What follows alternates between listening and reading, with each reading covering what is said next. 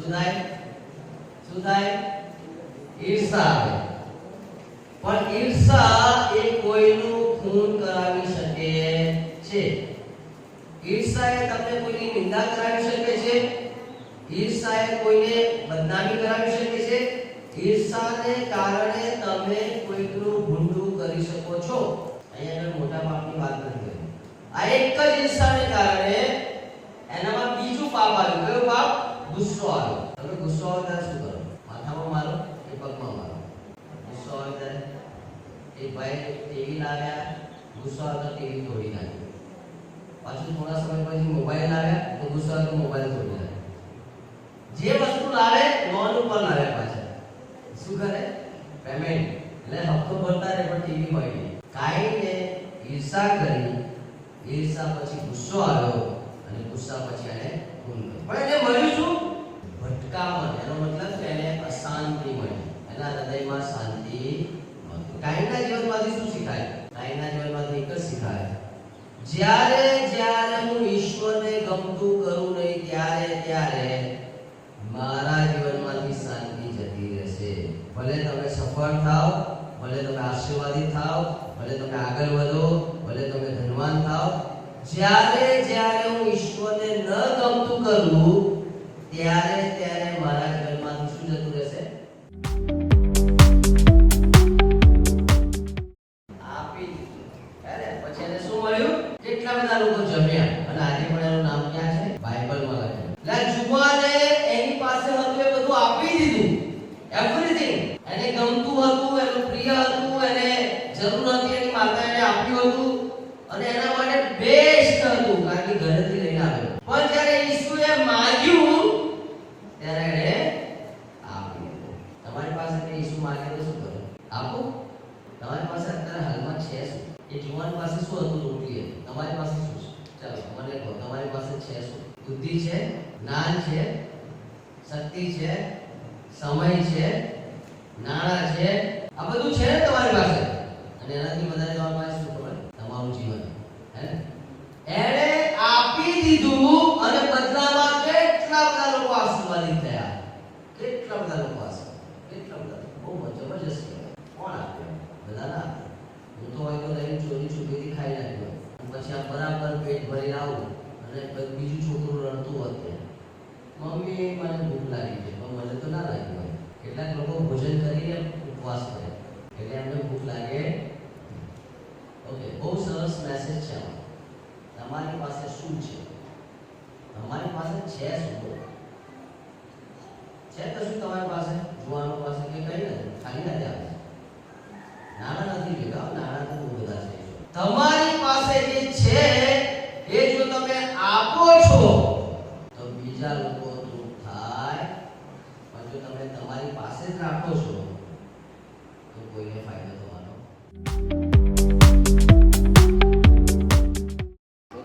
ત્યાં આગળ એના વિશે લખ્યું છે ને કે એને પ્રમાણિકતાથી ઈશ્વરની બીક રાખી અને ઈશ્વરે એને સફળ કર્યો બરાબર પ્રમાણિકતાથી ઈશ્વરની બીક રાખી ઈશ્વર પણ તમને ખબર છે ત્યાં વ્યભિચારનું પાપ આવ્યું કયું પાપ હવે મેન્ટલ વ્યભિચાર અને ફિઝિકલ વ્યભિચાર આ સમજો એટલે માનસિક રીતે થતો વ્યભિચાર જ્યાં આપણે જોઈએ છે સાંભળીએ છે વિચારીએ છે ત્રણ રીતે કઈ રીતે થાય જોવું સાંભળવું ને વિચારવું તમે મોબાઈલ જોવો છો ત્યારે રીલ્સમાં શું જોવો છો તમે શું સાંભળો છો અને તમે શું વિચારો છો આ માનસિક વ્યભિચાર એક ખતરનાક છે જો યુસુફના જીવનમાં માનસિક વ્યભિચાર આવ્યો એને પણ દ્રષ્ટિ હતી એ સુંદર હતો એ જુવાન હતો એ ફૂટડો હતો અને એની પાસે તક મળી કે એ વ્યભિચાર કરે એ પેલી સ્ત્રી સાથે વ્યભિચારના સંબંધમાં પાપ કરે એની પાસે તક હતી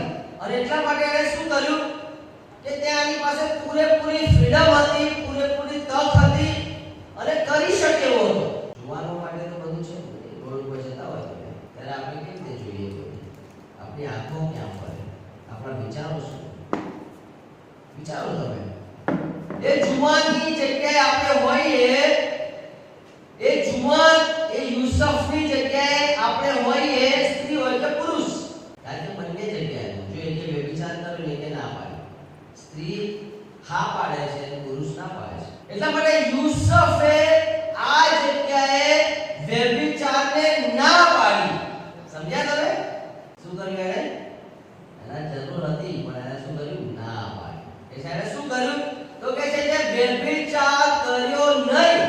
તમે તમારા મોબાઈલની અંદર તમારા વિચારોમાં કે તમારી વાતચીતમાં વ્યભિચાર કરો તો તમને લાગે છે કે ઈશ્વર ખુશ થાય? તમને લાગે?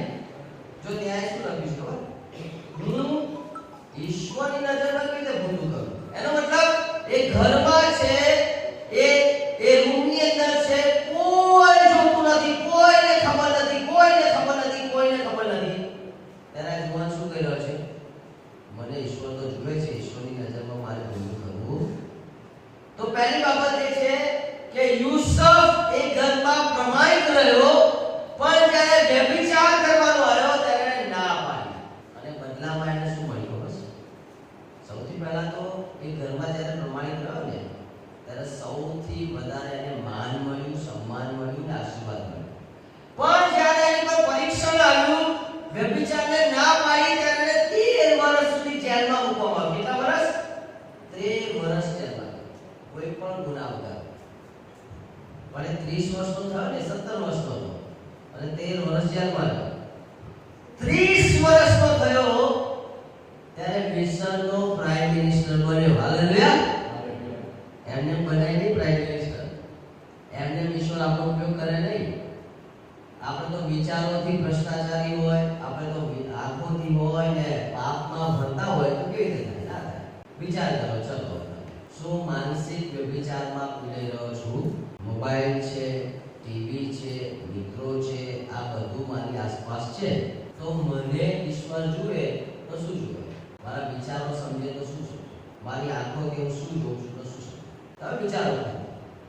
આપણે જેવી રીતે આપણી આંખોનો ઉપયોગ કરીએ છીએ, આપણા કાનોનો ઉપયોગ કરીએ છીએ, આપણી જીભનો ઉપયોગ કરીએ છીએ, આપણા વિચારોનો ઉપયોગ કરીએ છીએ, શું ખરેખર ઈશ્વર એમાં આશીર્વાદ આપે કે ના?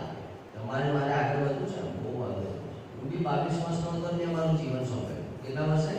અને આજે હું પણ એક મોટી જગ્યાએ છું અને 24 દેશમાં એક દેશનું નેતૃત્વ કરું છું. કેમ? પણ હું 22 વર્ષનો હતો ને ત્યારે મેં જીવન સોંપ્યું હતું. અત્યારે સોંપ્યો તો કઈ ના થાય. એ જગ્યાએ જવા માટે ઈશ્વરે મને 22 વર્ષ પહેલા બોલાવ્યો અને મેં હા પાડી દીધી. પ્રભુ તૈયાર છું, આઈ એમ રેડી.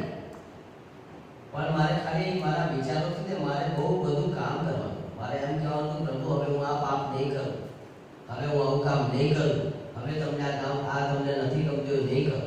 બહુ બધા સંઘર્ષો હતા, બહુ બધા પ્રશ્નો હતા, બહુ બધા પરીક્ષણો હતા.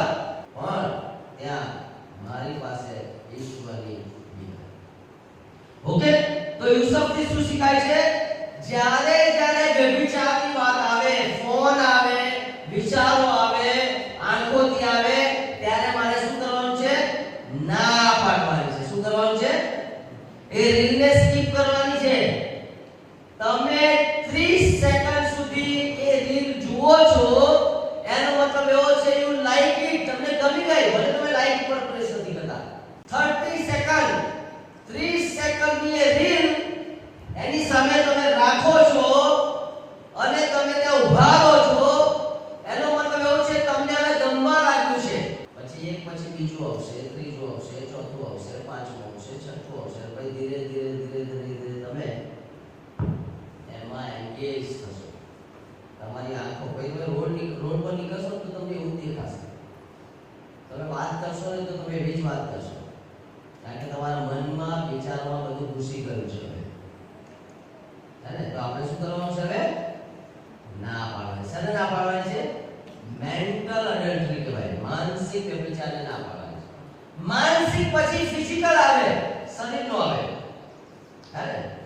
અને તેણે ના પાડી, હું આ કામ કરીને કુકર્મ કરીશ નહીં. બધાની ઉંમર થશે એટલે લગ્ન થઈ જશે, ચિંતા ના કરશો. કોઈ પણ વસ્તુ સમય પહેલા લેવાનું જોખમ. તમારું નાનું બાળક એમ કે મને કાર લઈ આપો, તમે લઈ આપશો? કારણ કે તમે કેપેબલ નથી કાર ચલાવવાની. તમે હજુ 15 વર્ષના છો અને તમારા પપ્પાની પાછળ મને બાઇક આપો તો પપ્પાએ ના આપવી જોઈએ, કારણ કે તમે કેપેબલ ઇનફ નથી ડિસિઝન લેવાનું. એનો મતલબ એવો છે લગ્ન માટે પણ તમારી ઉંમર નથી.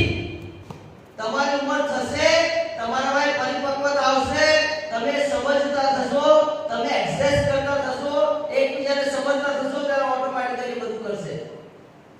જો તમે આદમની પાસે હવાને લઈ આવે છે, ખબર છે? આદમ શોધવા નથી નીકળ્યો, આજે તો આપણે શોધવાની કરીએ છીએ. પ્રભુ મારે આની સાથે લગ્ન કરવા છે, પ્રભુ મારે અને તારી પસંદગી નહીં ચાલે, એ થોડા સમયમાં બધું વાઇન્ડ અપ થઈ જશે.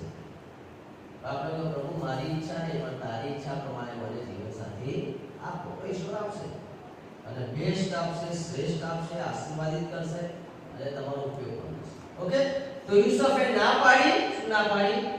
વ્યભિચાર કરવાની ના. ઓકે, જો અહીંયા પર કેટલી સરસ વાત કરી છે. રાજાના ખાવામાં એવું ખાવાનું હતું જે બાઇબલ ના પાડે. સુવરનું મીટ હતું, અને સુવર જે બાઇબલ યહૂદી લોકો પ્રમાણે એ લોકો ના ખાય.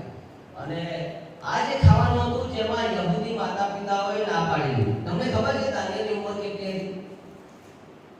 16 થી 17 વર્ષ.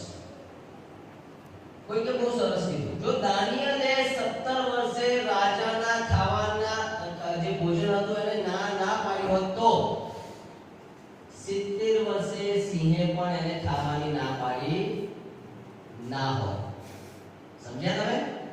17 વર્ષે દાનિયેલે એ અશુદ્ધ ખાવાની ના પાડી હોત તો 70 વર્ષે જ્યારે એને ફેંકવામાં આવ્યો હતો અંદર, તો પેલા સિંહ શું કર્યો?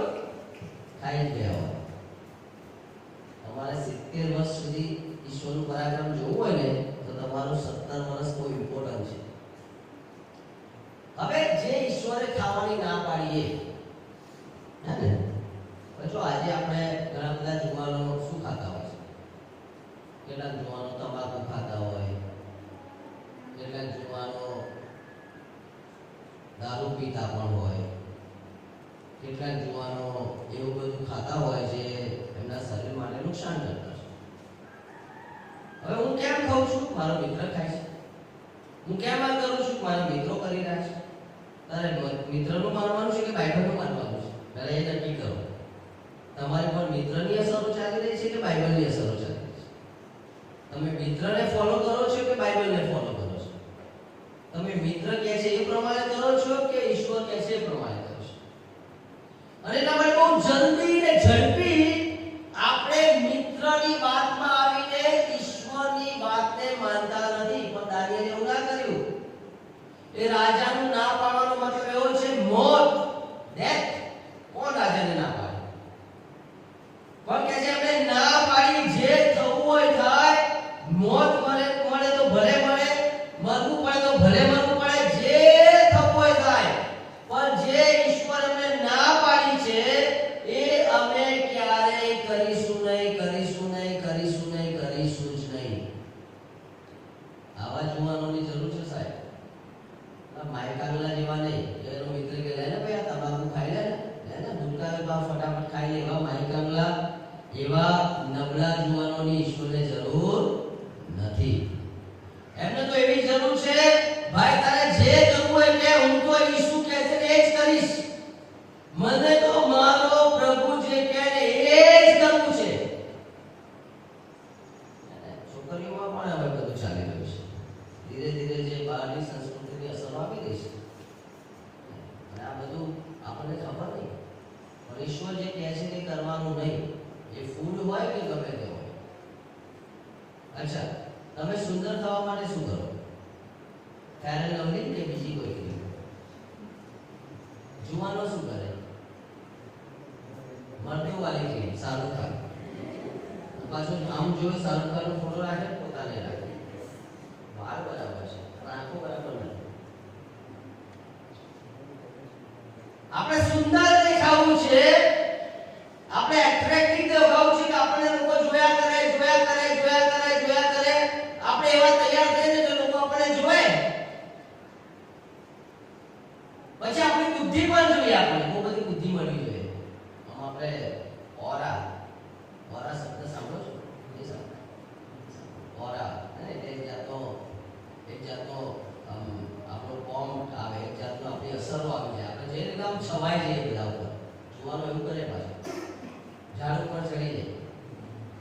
બધાને લાગે કે ભાઈ આ જોરદાર માણસ છે. આપણે તંદુરસ્ત પણ રહેવું છે. એટલે આમ સિક્સ પેક આમ નીકળે ને બાઇક લઈને કોઈની ભાડેથી કોઈ ઉછીની લે આમ દોડતા આપણી ના હોય એટલે આપણે ગમે તેમ ચલાવીએ. ઘણી વાર આપણી પણ પપ્પાની પાસેથી માગી લીધી હોય. પણ આ બધું ક્યારે મળ્યું ખબર છે? જ્યારે એમને ઈશ્વરની આજ્ઞા માની. કોઈ છે જે આવા વ્યસની સ્વભાવમાં છે, કોઈ છે જે એવું કામ કરી રહ્યા છે જેને ઈશ્વરે ના પાડે છે. એવું કંઈ કરી રહ્યા છે જે પ્રભુને નથી ગમતું, તો પછી પાછળના 3 આશીર્વાદો આપણે માંગવાના. એમને શું કર્યું? એમને ના પાડી એટલા માટે બધા કરતા એવરીબડી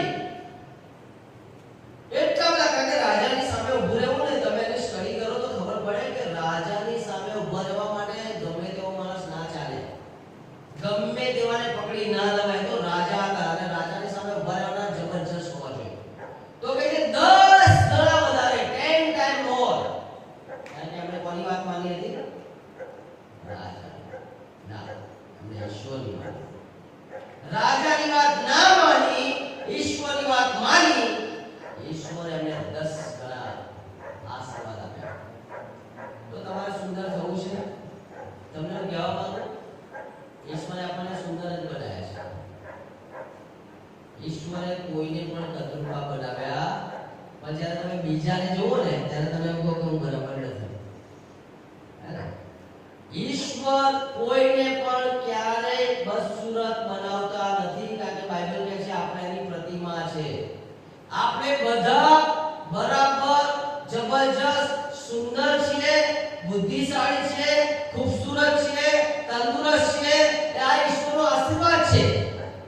પણ જો હું ઈશ્વરની વાત ના માનું તો પછી ધીરે ધીરે દરેક જગ્યાએ પ્રોબ્લેમ શરૂ થાય છે. ઓકે, તો સમજ્યા તમે?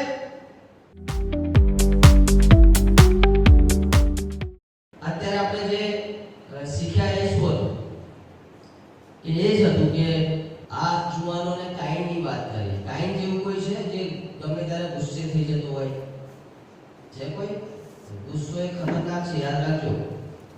તમે ગુસ્સો કરો છો તમારા મમ્મી ઉપર તો તમે પોલીસ વાળો લાફો મારો તો કરો. ત્યાં બાજુમાં આપણે યુસુફ વિશે શીખ્યું કે ભાઈ અત્યારે હાલમાં પરીક્ષાઓ બહુ ચાલી રહ્યા છે. મેન્ટલ પહેલા માનસિક રીતે સ્વસ્થ થઈએ. તમે શું જુઓ છો, શું સાંભળો છો, શું કરો છો એ બધું ધ્યાન રાખવામાં આવે છે. આજે નિર્ણય લેવાનો છે. પ્રભુ આજથી હું આવું જોઈશ નહીં, આવું સાંભળીશ નહીં, આવું વિચારીશ નહીં. અહીંયા જોયું કે જે જુવાન પાસે કંઈ થતું શું હતું? બહુ બધા પૈસા નહોતા, હાલે બહુ બધું નહોતું એની પાસે, પણ એની પાસે જે હતું એ બધું લઈને આવી ગયો. કોની પાસે? ઈસુ પાસે. તમને પૂછ્યા કે આજે ઈસુને કંઈ આપો, શું આપશો? એણે એનું બેસ્ટ આપી દીધું, શ્રેષ્ઠ આપી દીધું. અને ઈસુએ જ્યારે હાથમાં લીધું ને તો કેટલા બધા લોકો આશીર્વાદિત થયા. કેટલા લોકો આ દુનિયામાં આવે છે, શા માટે પૃથ્વી પર છું ખબર નહીં, હું શું કરી રહ્યો છું ખબર નહીં, હું ક્યાં જઈ રહ્યો છું ખબર નહીં, મને કંઈ ખબર જ નહીં, કારણ કે એના જીવનમાં કોઈ પર્પઝ જ નથી, હેતુ જ નથી. પણ આ જુવાનની પાસે ખેતું હતું અને દાનિયેલના વિશે શીખ્યા આપણે કે દાનિયેલ અને એના મિત્રોએ 16-17 વર્ષના ટીનેજર બચ્ચાઓ એમણે ઈશ્વરને ગમતું કર્યું, રાજાને ગમતું ના કર્યું. બદલામાં એમને સુંદરતા મળી, બદલામાં એમને શું મળ્યું? તંદુરસ્તી મળી, બદલામાં એમને જ્ઞાન મળ્યું, બુદ્ધિ મળી. અને આજે પણ એ દાનિયેલ વિશે આપણે વિચારીએ. બોલો, શું લઈને જશો? ગુસ્સો લઈને જશો? વ્યભિચાર લઈને જશો? સ્વાર્થીપણું લઈને જશો? કે દાનિયેલને જેમ રાજા જે કહે છે એ કરીને જશો? યા તો પછી એનાથી ઉલટું, હું કાઈનના જેવું નહીં કરું, હું યુસુફના જેવું કરીશ, હું એ જુવાન દીકરાના જેવું કરીશ અને હું દાનિયેલના જેવું કરીશ. આપણા હાથમાં છે. તમારા 10 વર્ષો એ નક્કી કરશે કે આજે તમે શું લઈને જશો. જો આજે તમે નકારાત્મક લઈને જશો તો 10 વર્ષો પાછળ નકારાત્મક જશે. પણ આજે તો તમે ઈશ્વરને ગમતી બાબતો લઈને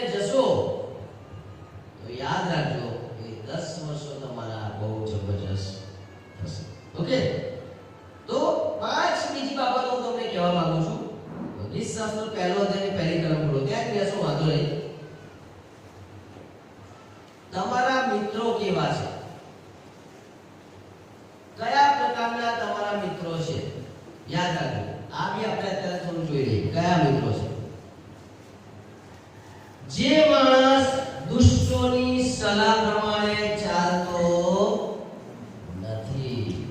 કોની સલાહ પ્રમાણે? દુષ્ટ કોને કહેવાય? જે માણસ મને ઈશ્વરથી દૂરનું કામ કરવાનું કહે ને એને દુષ્ટ કહેવાય. એ મારો મિત્ર હોય, એ મારો ભાઈ હોય, એ મારો સગો હોય કે ગમે તે હોય, જે માણસ મને ઈશ્વરથી દૂર રહેવાનું કહે, ઈશ્વરથી દૂરની સલાહ મને આપે, એને બાઇબલ દુષ્ટ કહે છે. શું લખ્યું છે? જે માણસ દુષ્ટોની સલાહ પ્રમાણે ચાલતો નથી, ઇંગ્લિશમાં લખ્યું છે અનગોડલી, જેનો મતલબ થાય જે ઈશ્વરને ઓળખતો નથી એવો માણસ. લેને ભાઈ આ તમાકુ ખાઈ લે, લેને ભાઈ આપણે આની સાથે આવું કરી લે, લેને આપણે આટલું છીનવી લે, લેને આટલું આમ કરી લે. અરે અરે આપણે જુવાનીના સમયના પાપો છે બધા, અને કોઈક આપણને પીન માર્યા કરે, તું બરાબર, તું બહુ હેન્ડસમ દેખાય છે, તું જબરજસ્ત છે, તારથી થઈ શકશે. ઘણી વાર ચોરી કરી રાખીએ ઘરમાંથી, પપ્પાએ પૈસા મૂક્યા હોય એટલે લઈ લઈએ આપણે. ઘણી વાર જૂઠું જ બોલ્યા કરીએ, ગયા હોય કોઈક જગ્યાએ ને આવીએ કંઈકથી પાછળ. આ બધું જો ઈશ્વર ધ્યાનમાં લેશે. તમારા સર્કલને યોગ્ય રીતે પસંદ કરો. MMP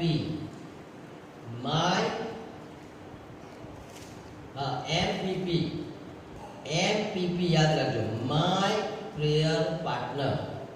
માય પ્રેયર પાર્ટનર, મારો પ્રાર્થનાનો મિત્ર. આટલામાંથી તમે એક શોધી કાઢો કે તમે એના માટે પ્રાર્થના કરશો ને તમારા માટે પ્રાર્થના કરશે. ચાલો, કોને કહેશો તમે? MPP my prayer partner. કેમ કહી રહ્યો છું? કારણ કે તમારી પાસે એવા હજારો મિત્ર હશે જે તમને ખોટા માર્ગે દોરશે, પણ આપણે આજે આ ટોળામાંથી એવો મિત્ર શોધી કાઢીએ કે જે શું કરે? MPP my prayer partner. કોણ છે તમારું પ્રેયર પાર્ટનર? તમારું સર્કલ બદલી કાઢો. બરાબર? અત્યાર સુધી તમારું જે સર્કલ છે, જેમાં હસી મજાક ઠઠ્ઠા, અભદ્ર વાત, ગાળો બોલવી ને એવું જગીત બાબતોથી ભરેલી બધી વાતો થતી હોય, એ સર્કલને આપણે બદલી કાઢીએ અને આપણે MPP માય પ્રેયર પાર્ટનર એને લાવીએ. નીતિ વચન 27:17મી કલમ. જેવી રીતે લોઢું લોઢાને તેજ બનાવે છે, એવી જ રીતે મિત્ર મિત્રને સહાય કરે છે. શું લખ્યું છે ઇંગ્લિશમાં? ગુજરાતીમાં વાંચો તો કોઈ. હા,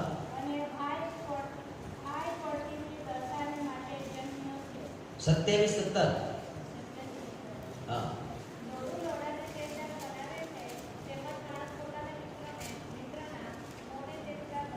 લોઢું લોઢાને તેજ બનાવે છે, એમ તમારો મિત્ર જો વિશ્વાસી મિત્ર તમારો હશે તો તમે વિશ્વાસી બનશો, અને જગીત મિત્ર હશે, વ્યસની મિત્ર હશે, ગુંડો મિત્ર હશે તો તમે એવા બનશો. એટલે હવે તમે તમારો મિત્રને શોધી કાઢો કે ભાઈ મારે આવા મિત્ર સાથે સંગતિ નથી કરવી, મારો મિત્ર એ જુદો હશે. નીતિવચન 13 ને 20 કહે છે, શું કહે છે?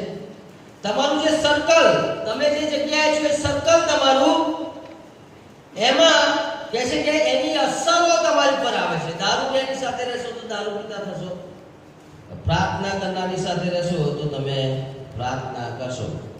વાંચો તો 13 ને 20, જુવાનોમાંથી વાંચો, છોકરાઓમાંથી 13 ને 20. જો તું જ્ઞાની માણસની સંગત કરશે તો તું જ્ઞાની થશે. બરાબર? એટલા માટે તમારી સંગત બદલી કાઢો. ઓકે, સમજ્યા તમે? એટલે તમારી સંગતમાં હવે એવા માણસો લાવો કે જેથી તમને શીખવા. છેલ્લે 1 કોરિન્થી 15:33મી કલમ. દુષ્ટની સોબત એ સારી ટેવોને બગાડે છે. ઇંગ્લિશમાં લખ્યું છે એવિલ કંપની કરપ્ટ્સ ગુડ હેબિટ્સ. દુષ્ટની સંગત એ આપણી સારી ટેવોને બગાડે છે. વાંચો તો 15:33 શું કહે છે?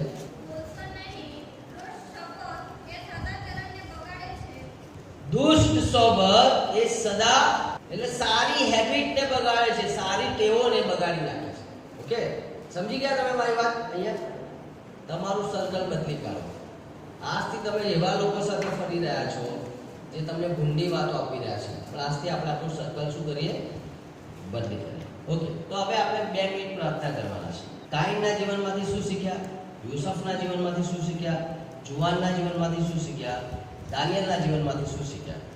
એના લઈને આપણે એક પ્રાર્થના કરવાની છે આપણે બધાએ કે પ્રભુ તમે આ 4 જુવાનોમાંથી મને 4 અલગ અલગ બાબતો શીખવી છે અને આજથી એ 4 બાબતો મારા જીવનમાં આંખો બંધ કરી. યસ, શું કાઈનની જેમ મારા જીવનમાં ગુસ્સો છે તો મારે કબૂલાત કરવાની, પ્રભુ મને માફ કરો. શું યુસુફની જેમ મારી સામે પરીક્ષણ આવે, એ વ્યભિચારનું પરીક્ષણ આવે, માનસિક વ્યભિચાર, જોવા દ્વારા, વિચારો દ્વારા, સાંભળવા દ્વારા એ વ્યભિચારમાં શું ફસાયો છું?